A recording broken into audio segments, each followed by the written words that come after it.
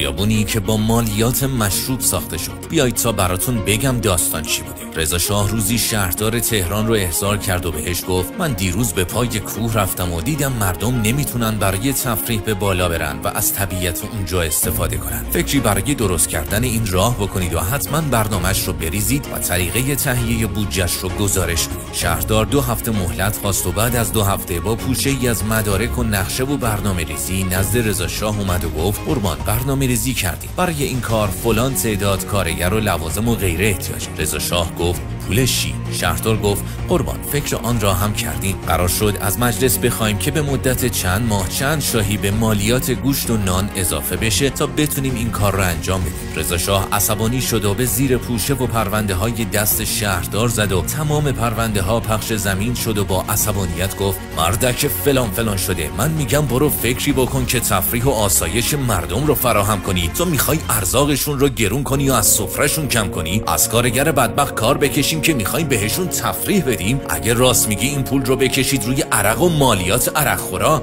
چرا درخواست گرونی مایحتاج ملت رو میدی؟ همین کار رو انجام دادن و خیابون دربند با پولی که روی مشروبات کشیده شد ساخته شد. اگه دوست داری بیشتر با تاریخ سیاسی کشورت آشنا بشی، پیج جهان باستان رو فالو کن.